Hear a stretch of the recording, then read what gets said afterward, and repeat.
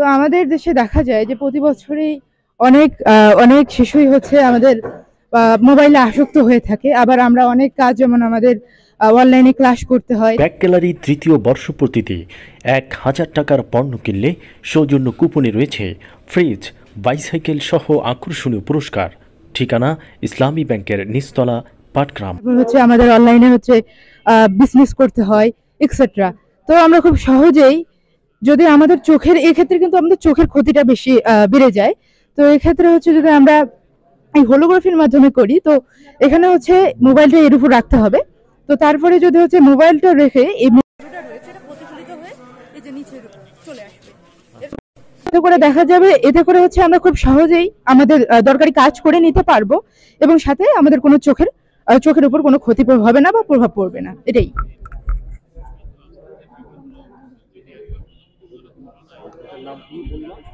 ইশরাত জাহান ইলা। এটা হচ্ছে হোলোগ্রাফি।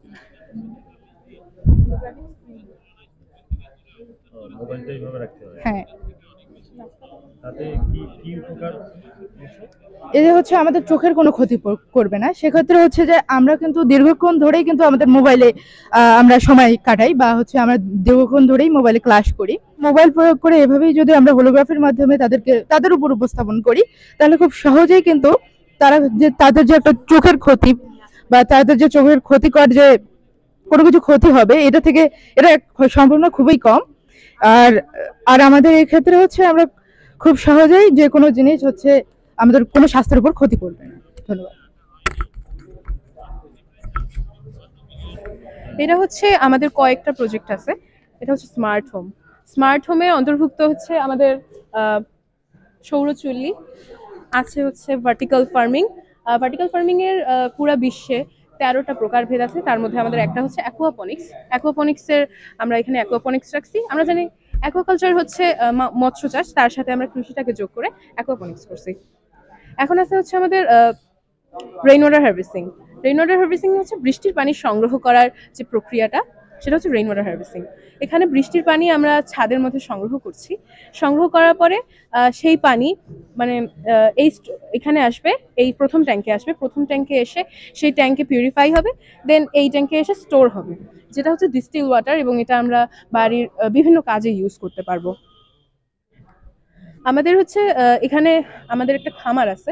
খামারটা হচ্ছে গরুর খামার। এখানে গরুর যে গোবরটা, সেটা আমরা সার হিসেবে ব্যবহার করতে পারি। আরও একটি যেটা করতে পারি সেটা হচ্ছে বায়োগ্যাস প্ল্যান্টের মাধ্যমে আমরা এর থেকে জ্বালানি উৎপন্ন করতে পারি।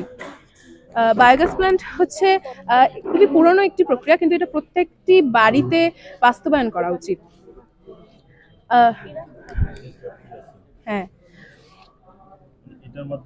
হ্যাঁ, আমরা এটা ভালো করে উপস্থাপন করার জন্য একটা চিত্র রাখছি। এগুলো হচ্ছে ভলক্যানো রাখছে। আর এটা হচ্ছে সৌরচুল্লি। সৌরচুল্লি হচ্ছে এখানে 45 ডিগ্রি অ্যাঙ্গেলে অ্যালুমিনিয়াম ফয়েলের মাধ্যমে রাখা হয়েছে, এবং এখানে সূর্যের আলো পড়বে।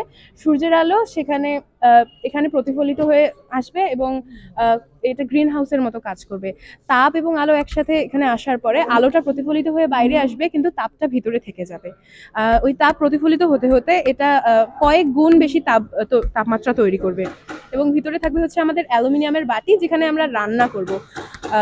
বা অ্যালুমিনিয়ামের যেহেতু আপেক্ষিক তাপ কম, তাই খুব অল্প সময়ের মধ্যে এটা তাপমাত্রা বৃদ্ধি পাবে এবং তাড়াতাড়ি রান্না হয়ে যাবে।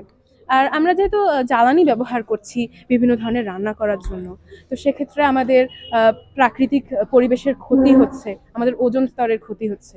তারপরে আরও অন্যান্য ক্ষতির মধ্যে রয়েছে হচ্ছে আমাদের প্রাকৃতিক যে সম্পদগুলো, সেগুলোতে আমাদের সংকট পড়ে যাচ্ছে, কারণ এগুলো হচ্ছে অনবায়নযোগ্য সম্পদ।